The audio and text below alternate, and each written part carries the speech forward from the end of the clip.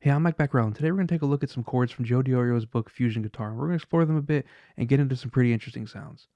So let's take a look.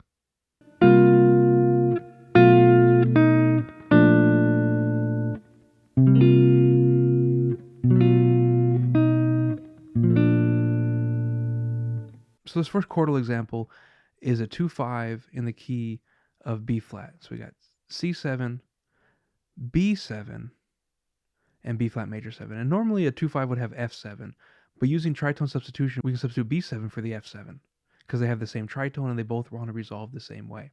So this first chord, it's kind of like our regular C minor 7 we might play, here on the 3rd fret, 5th fret, 3rd fret, 4th fret.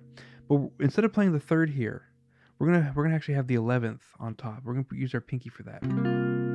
So we have C, G, B flat, F with our pinky. And then we're gonna retain that F on top, but we're gonna move everything else down a half step.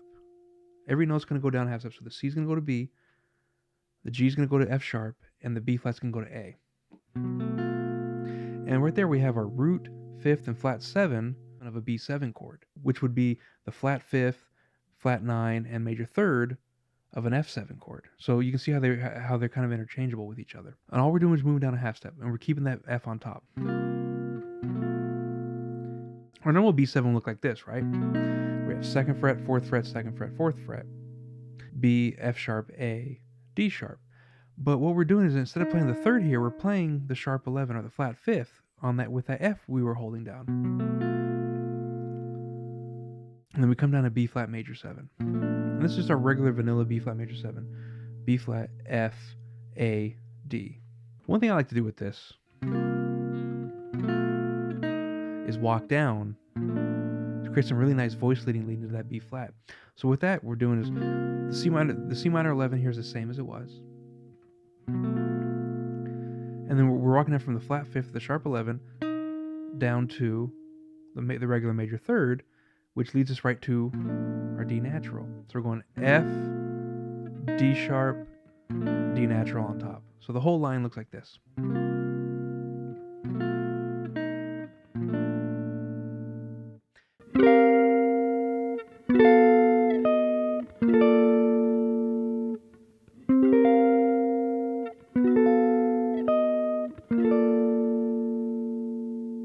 And of course we could play this up an octave too. So right here we're on the top 4 strings, 10th fret, 12th fret, 11th fret, 13th fret, C, G, B flat, F, and we're going to do the same thing as before. We're going to hold the F and move everything down a half step. So we have B, F sharp, A, F on top. And we can move that down to D sharp, resolves to our B flat major 7, which is 8th fret and the 10th fret with our 3rd finger here.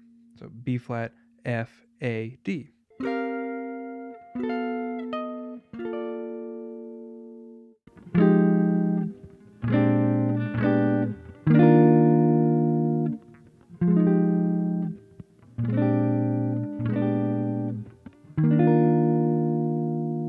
This next chord sequence is a 2-5 in the key of E flat. F minor 7, B flat 7, E flat major 7. So here we're starting with just the F minor 9. So we have 8th fret, 6th fret, 8th fret, 8th fret on the middle 4 strings. F, A flat, E flat, G. And then we come down to a B flat 13.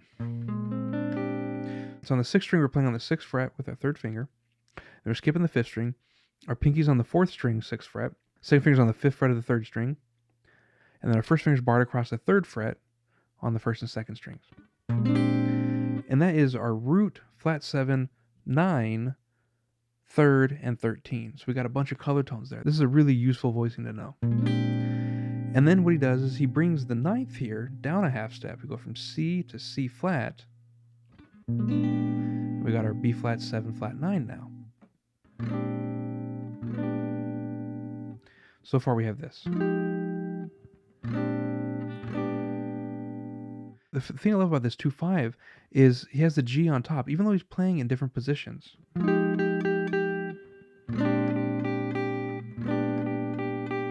we're keeping the same note on top. And then when he resolves it to this shape. This is a really cool shape. Sounds super open because we don't have a 3rd in there. We have our root, 5th, major 7, 9, and 5th again. So we're here on the 6th fret on the 5th string, 8th fret, 7th fret, and then barred across the 6th fret for the remaining 2 strings. E flat, B flat, D, F, B flat. I love the sound of this sequence.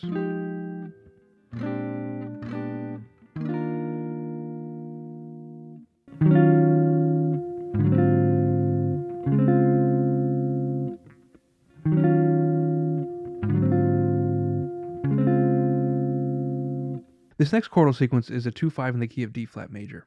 So we have E flat minor, A flat 7, D flat major 7.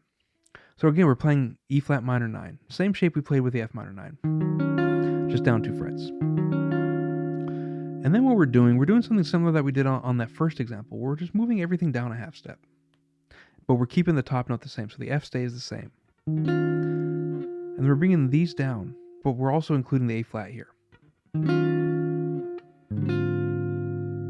So with this chord, what we have A flat, D, G flat, C, F. So we have our root, flat 5, flat 7, 3rd, and 13th. And then I resolve here to D flat major 7. Keeps the same note on top, so I have F on top the whole time.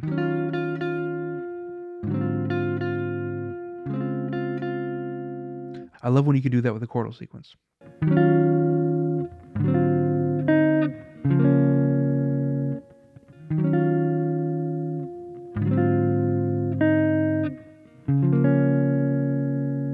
Let's say we didn't want to keep that note on top. Let's say we want to move down. So I'm just lifting my pinky off the F and I'm barring down, and I'm getting on the 4th fret. I have an E flat here on the 2nd string. So I'm going from the 13th to the 5th. And then I bring it down to the root. And I just have a major 6 chord here. With my first finger, I'm playing on the 2nd string, D flat, 2nd fret. And I got a B flat here on the 3rd fret with my 3rd finger. 2nd finger on the 3rd fret of the 4th string with an F. And my pinky on a D flat on the 4th fret of the 5th string. So that sequence looks like this.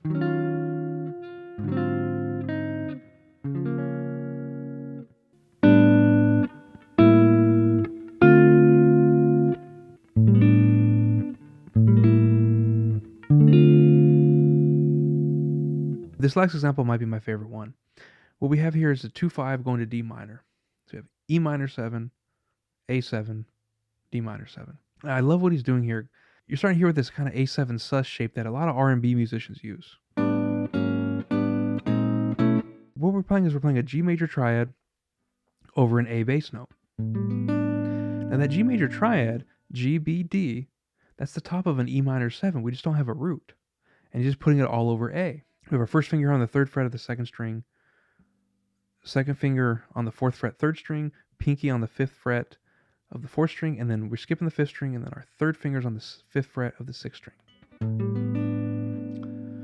And then what he does here is he moves his fingers a little bit and reshuffles, keeps the A in the bass, keeps the G there, brings the B down to a B flat, and then his pinky goes on the E. So we have A, G, B flat, E. It's kind of implying an A7 flat 9. Now we don't have a 3rd, but that's okay. And then he brings this up and resolves to just a vanilla variety D minor 7 here. But the thing I love about this is the voice leading in the melody.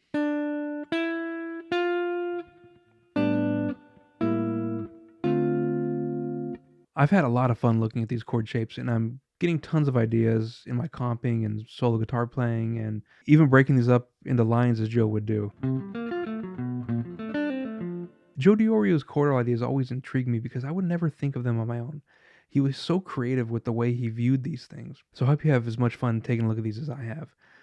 I definitely recommend, if you don't have his book Fusion Guitar, please get it. It has a bunch of etudes in his style over different standards. And those are a lot of fun, and I've gotten a ton of vocabulary out of that stuff. But equally exciting to me are his suggested chord voicings for these tunes. It's a lifetime's worth of great ideas in this book. So please get it if you don't already have it. So thanks for checking out this lesson. Keep practicing. I'll see you next time.